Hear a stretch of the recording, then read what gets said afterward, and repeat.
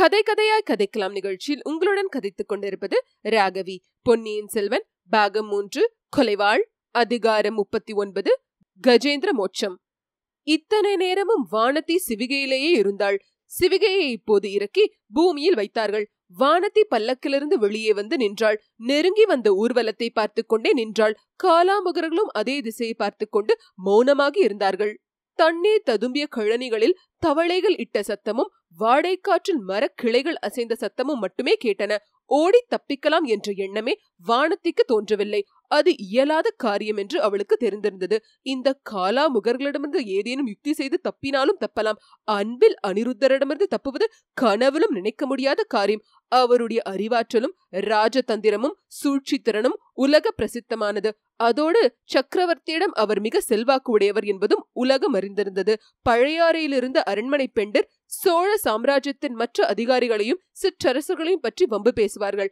ஆனால் அனிருத்தரை பற்றி எதுவுமே பேச மாட்டார்கள். அந்த புறத்தின் உள் அறைகளிலே மிக மிக அந்தரங்கமாக பேசினாலும் அவருடைய காதுக்கு எட்டிவிடும் என்று பயப்படுவார்கள். சக்கரவர்த்தி வேறு எதை பொறுத்தாலும் தன் அந்தரங்க பிரியத்துக்கும் மரியாதைக்கும் உரிய முதன் மந்திரியை பற்றி யாரும் அவதூறு பேசுவதை பொறுக்க மாட்டார் என்று அனைவரும் அறிந்திருந்தார்கள். இவையெல்லாம் வானதிக்கு தெரிந்திருந்தன. இளவரசி குந்தவையும் அவரிடம் பெரும் மதிப்பு வைத்திருந்ததை அவள் அறிந்திருந்தாள். ஆகையால் அவரிடமிருந்து தனக்கு உதவியும் பாதுகாப்பும் கிடைக்கும் என்று எதிர்பார்த்தாள். இந்த காலாமுகர்கள் வேறு விதமாக சொன்னதும் அவளுடைய மனோதிடம் குலைந்தது. அவர் எதற்காக இந்த அனாதை பெண்ணை கைப்பற்ற சொல்லி இருக்க வேண்டும்? ஒருவேளை இவர்கள் பொய் சொல்லுகிறார்களோ என்னமோ. வருவது ஒருவேளை பழுவேட்டையர்களாக இருக்கலாம், அல்லது மதுராந்தகரும் அவருடைய பரிவாரங்களாகவும் இருக்கலாம். யாராயிருந்தாலும் ஒன்று நிச்சயம், இளவரசரை பற்றி தனக்கு தெரிந்த செய்தியை எவரிடமும் சொல்லக்கூடாது. அதனால் தனக்கு என்ன நேர்ந்தாலும் சரிதான், தன் உயிரே போவதா இருந்தாலும் சரிதான். இதை பற்றி எண்ணியதும் வானதி குலைந்த மனோதிடத்தை மீண்டும் பெற்றாள். வரட்டும், யாராயிருந்தாலும் வரட்டும். நான் கொடும்பாளூர் வேளாரின் வீர பரம்பரையில் வந்தவள் என்பதை நிலைநாட்டுகிறேன். குந்தவை பிராட்டின் அந்தரங்க தோழி என்பதையும் காட்டிக் கொடுக்கிறேன். ஊர்வலத்தில் ஒரு பல்லக்கு மட்டும் பிரிந்து முன்னால் வந்தது. மற்ற யானை குதிரை பரிவாரங்கள் எல்லாம் சற்று பின்னால் நின்றன. முன்னால் வந்த பல்லக்கு வானத்தின் அருகில் வந்ததும் பூமியில் இறக்கப்பட்டது. அதனுள் இருந்து முதன் மந்திரி அனிருத்தர் வெளியே வந்து நின்றார். அவர் சமிங்கை காட்டவே சிவிகை சுமந்தவர்களும் காலாமுகர்களும் அப்பால் நகர்ந்து சென்றார்கள். அனிருத்தர் வானதியை மேலும் கீழும் உற்று பார்த்து, இது என்ன விந்தை? நான் காண்பது கனவல்லவே. என் முன்னால் நிற்பது கொடும்பாளூர் இளவரசிதானே?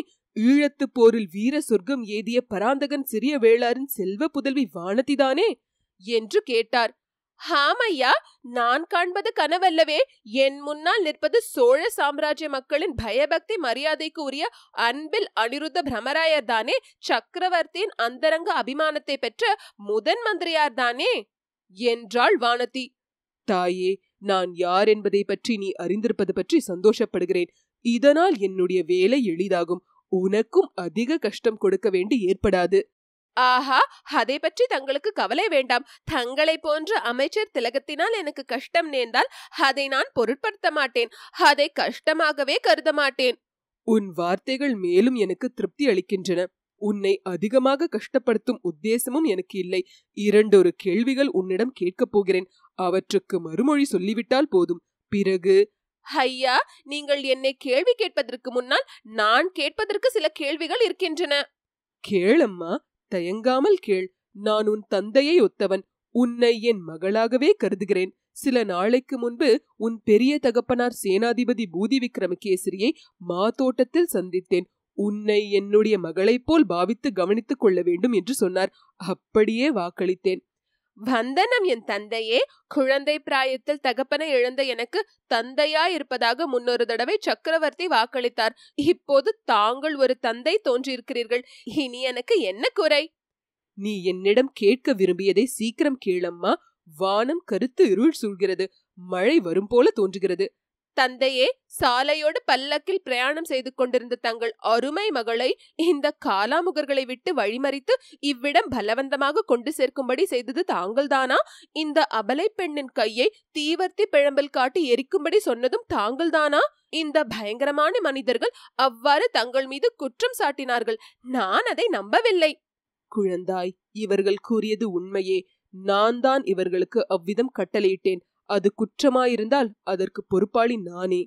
3 உலகமும் புகழ்பெற்ற சோழ நாட்டு முதன் மந்திரியே, தங்கள் பேச்சு எனக்கு வியப்பளிக்கிறது. குற்றமாயிருந்தால் என்கிறீர்களே, தாங்கள் சகல தர்ம சாஸ்திரங்களையும் நீதி சாஸ்திரங்களையும் கற்றுணர்ந்தவர். சோழ சாம்ராஜ்யத்தின் சட்ட திட்டங்களை எல்லாம் நடத்தி வைக்கும் பொறுப்பு வாய்ந்தவர்.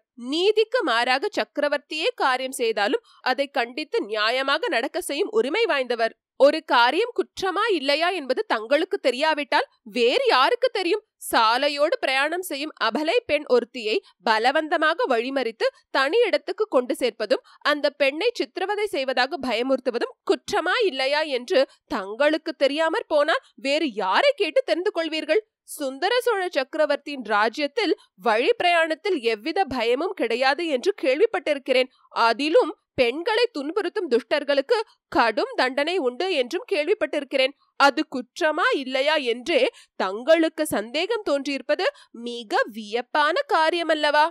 முதன் மந்திரி அனிருத்த திணறி போனார். இடையில் குறுக்கிட்டு பேச அவர் 2 தடவை முயன்றும் பயன்படவில்லை. இப்போது அவர் குரலை கொடுமைப்படுத்திக் கொண்டு, பெண்ணே, கொஞ்சம் பொறு.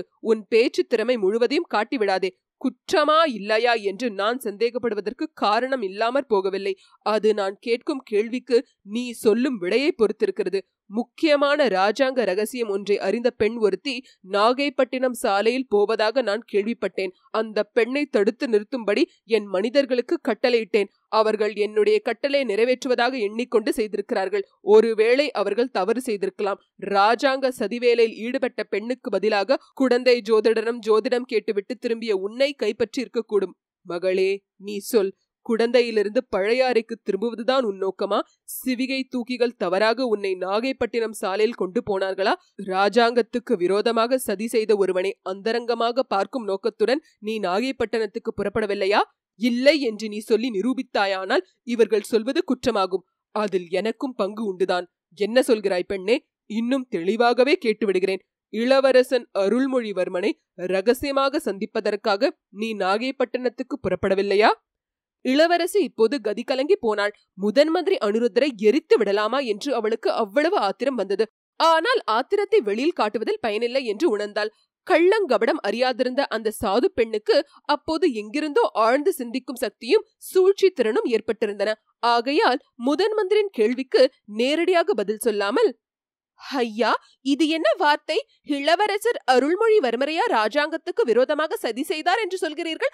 சக்கரவர்த்தியின் அருமை குமாரரை பற்றி நீர் இவ்விதம் பேசுவது குற்றமல்லவா? சோழ குலத்துக்கு எதிரான சதி அல்லவா? ஆஹா, இதை பற்றி நான் உடனே குந்தவை பிராட்டியிடம் சொல்லியாக வேண்டும் என்றாள். பேஷாக சொல் தாயே. என்னுடைய கேள்விக்கு பதில் சொல்லிவிட்டால் பிறகு ஒரு கணங்கூட இங்கே தாமதிக்க வேண்டிய அவசியமில்லை. நானே உன்னை இளைய பிராட்டியிடம் பத்திரமாக கொண்டு போய் சேர்ப்பிக்கிறேன். தங்களுடைய கேள்விக்கு பதில் சொல்லாவிட்டால் என்பதே கிடையாது தாயே.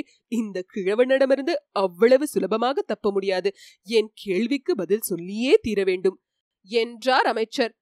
ஐயா, சர்வ வல்லமை படைத்த முதன் மந்திரி அனிருத்த பிரம்மராயரே, ஒரு சக்தியும் இல்லாத இந்த ஏழை அபலை பெண்ணிடமிருந்து தாங்கள் இளவரசரை பற்றி எதுவும் அறிய முடியாது.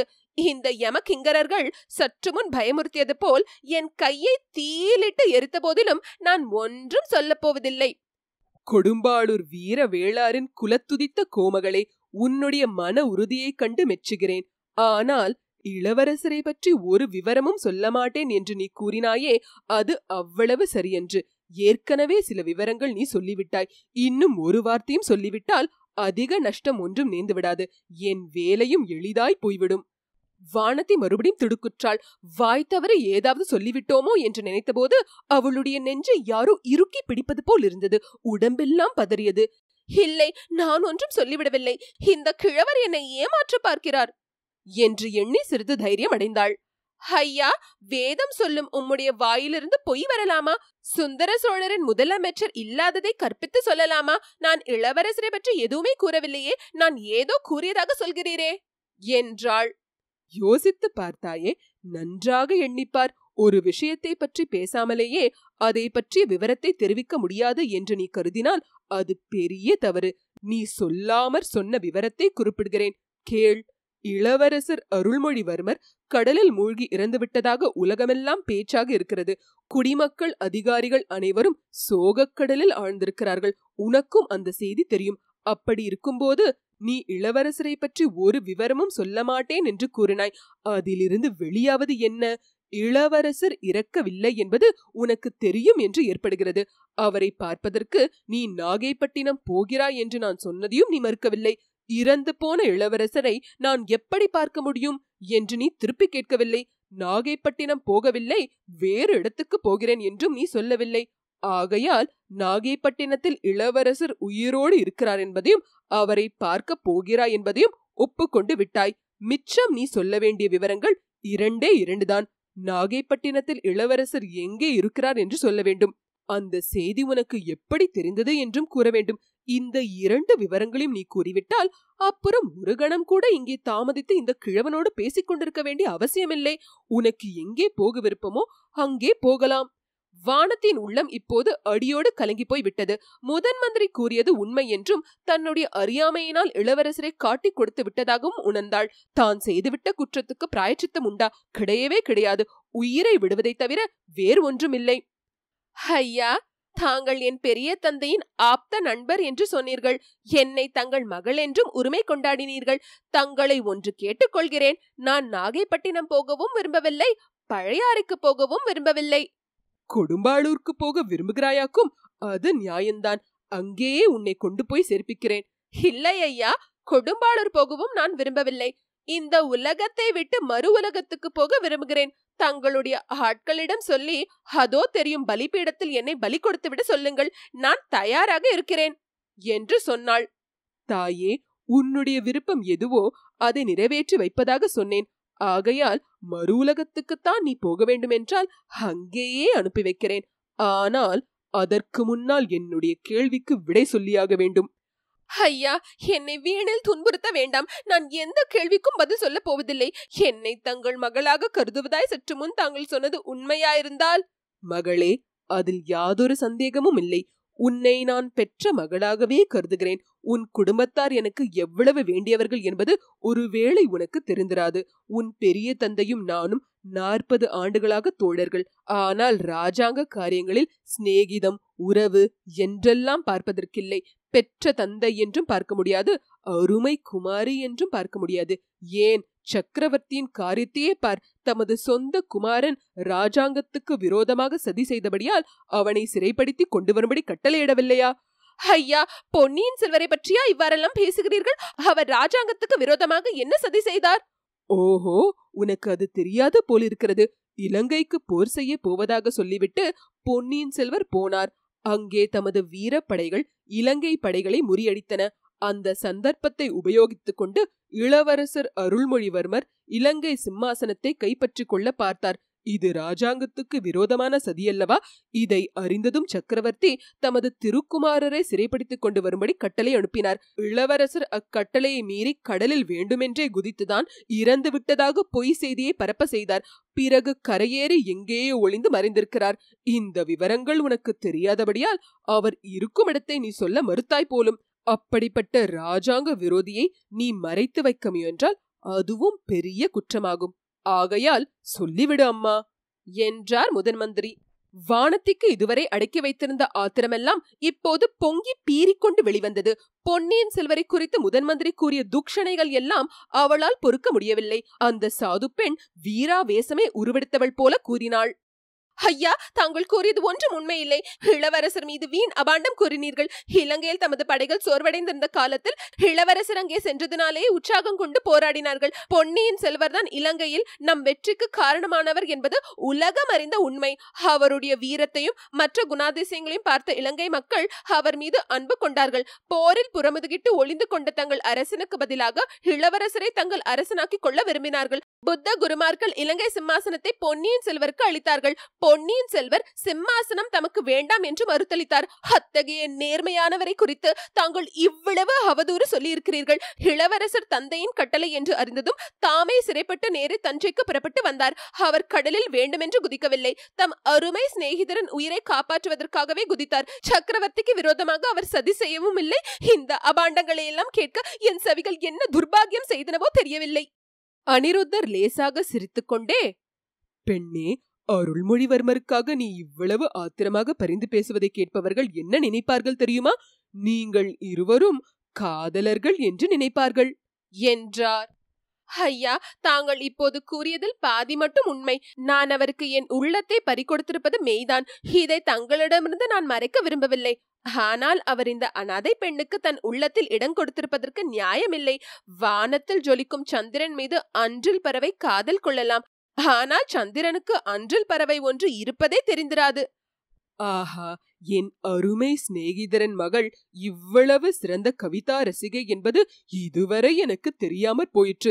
இளைய பிராட்டி குந்தவையின் அந்தரங்க தோழியல்லவா நீ? என்றார் முதன் மந்திரி. போதும் போதும், தங்கள் புகழ்ச்சியை கேட்க நான் விரும்பவில்லை. ஒன்று, என்னை என் வழியே போவதற்கு விடுங்கள். இல்லாவிடில் உங்கள் ஆட்களை அழைத்து கட்டளை இடுங்கள். பெண்ணே, கொஞ்சம் பொறு. பொன்னியின் செல்வரை பற்றி உனக்கு எவ்வளவோ விவரங்கள் தெரிந்திருக்கின்றன.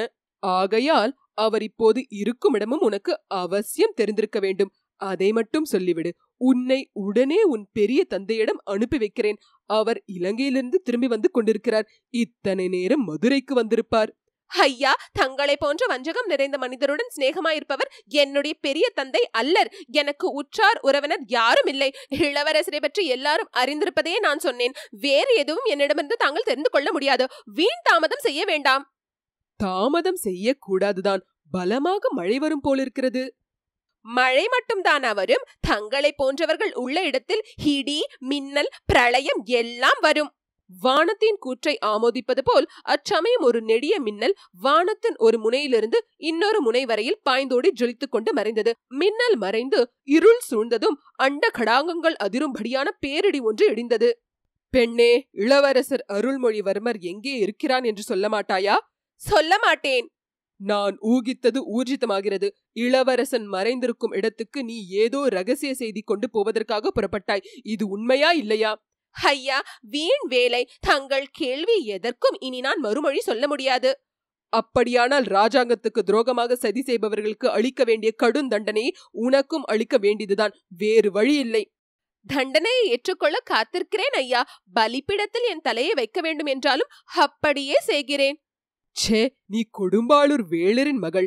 உனக்கு அவ்வளவு அற்பமான தண்டனை கொடுக்கலாமா? அதோ பார் அந்த யானையை. வானதி அவர் காட்டிய திசையை பார்த்தாள். கண்ணங்கரிய குன்றினை போல் யானை ஒன்று நின்று கொண்டிருந்தது. கருங்கல்லினால் செய்த கரிய மை பூசப்பட்ட உருவத்தை போல் அது தோன்றியது. அதன் கருமையை நன்கு எடுத்து காட்டிக்கொண்டு 2 வெள்ளை தந்தங்கள் நீண்டு வளைந்து திகழ்ந்தன. பெண்ணே, கஜேந்திர மோட்சம் என்று கேள்விப்பட்டிருக்கிறாயல்லவா? யானையின் அபயக்குரல் கேட்டு திருமால் ஓடிவந்து முதலையை கொன்று கஜேந்திரனை மோட்சத்துக்கு அனுப்பினார். அதற்கு பதிலாக இந்த கஜேந்திரன் எத்தனையோ பேரை அந்த திருமால் வாசம் செய்யும் மோட்ச உலகத்துக்கு அனுப்பியிருக்கிறது. நீ இந்த உலகத்தை விட்டு மறு உலகத்துக்கு போக வேண்டும் என்று சொன்னாயல்லவா? உன் விருப்பத்தை இந்த யானை கண்மூடி திறக்கும் நேரத்தில் நிறைவேற்றி வைக்கும். அது தன் துதிக்கையினால் உன்னை சுற்றி எடுத்து வீசி எறிந்தால் நீ நேரே மோட்ச உலகத்திலேயே போய் விழுவாய். இவ்விதம் கூறிவிட்டு முதன் மந்திரி அனிருத்தர் சிரித்தார். அந்த சிரிப்பு வானத்திற்கு ரோமாஞ்சனத்தை உண்டாக்கிற்று. இந்த மந்திரி மனிதர் அல்ல, மனித உருக்கொண்ட அரக்கன் என்று எண்ணினாள். கோமகளே, முடிவாக கேட்கிறேன். பொன்னியின் செல்வன் இருக்குமிடத்தை சொல்கிறாயா, அல்லது இந்த கஜேந்திரனுடைய துதிக்கை வழியாக மோட்சத்துக்கு போகிறாயா என்ற வார்த்தைகளை கேட்டதும் வானதி மீண்டும் மனோதிடம் பெற்றாள். ஐயா, கஜேந்திரனை என்னிடம் வர சொல்கிறீர்களா, அல்லது நானே கஜேந்திரனிடம் போகட்டுமா என்று கம்பீரமாக கேட்டாள். அனிருத்தர் கையினால் சமிங்கை செய்தார். அத்துடன் அவர் வானத்திற்கு விளங்காத பாஷையில் ஏதோ சொன்னார். யானை பூமி அதிரும்படி நடந்து வந்தது. வானத்தின் அருகில் வந்தது. தன்னுடைய நீண்ட துதிக்கையினால் வானத்தின் மலரினும் மிருதுவான தேகத்தை சுற்றி வளைத்தது. அவளை பூமியிலிருந்து தூக்கியது. அந்த சில கண நேரத்தில் வானத்தின் உள்ளத்தில் பற்பல எண்ணங்கள் அலை அலையாய் பாய்ந்து மறைந்தன. தான் அச்சமயம் அவ்வளவு தைரியத்துடன் இருப்பதை நினைத்து அவளுக்கே வியப்பாய் இருந்தது. இளைய பிராட்டி குந்தவை தேவி என்னை பயங்கொள்ளி என்றும் கோழை என்றும் அடிக்கடி சொல்வாரே, அவர் இச்சமயம் இங்கிருந்து என்னுடைய தைரியத்தை பார்த்திருந்தால் எத்தனை ஆச்சரியப்படுவார். அவருக்கு என்றாவது ஒரு நாள் இச்சம்பவத்தை பற்றி தெரியாமல் இராது. பொன்னியின் செல்வருக்காக நான் தீரத்துடன் உயிரை விட்டது பற்றி அறிந்து கொள்வார். அதை இளவரசரிடம் சொல்லியே தீருவார். அப்போது இளவரசர் என்னை பற்றி என்ன நினைப்பார்? அந்த ஓடக்கார பெண்ணை காட்டிலும் கொடும்பாளூர் வேளார் மகள் தைரியசாலி என்று அப்போதாவது அறிந்து கொள்வார் அல்லவா?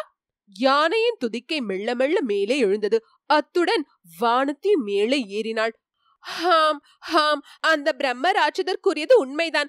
இந்த கஜேந்திரன் என்னை நேரே மோட்சத்துக்கே அனுப்பிவிட போகிறது. அடுத்த கணம் என்னை வீசி எறிய போகிறது. எத்தனை தூரத்தில் போய் விழுவேனோ தெரியவில்லை. ஆனால் விழும்போது எனக்கு பிரக்ஞை இராது. அதற்குள் உயிர் போய்விடும். வானதி இப்போது யானை மத்த கதத்துக்கு மேலேயே போய்விட்டாள். கண்களை மூடிக்கொண்டாள். யானை தன் துதிக்கையை சுழற்றியது. வானதியை விசிறி எறிவதற்கு சித்தமாயிற்று. அந்த சமயத்தில் கடவுள் அருளால் வானதி தன் சுய நினைவு இழந்துவிட்டாள்.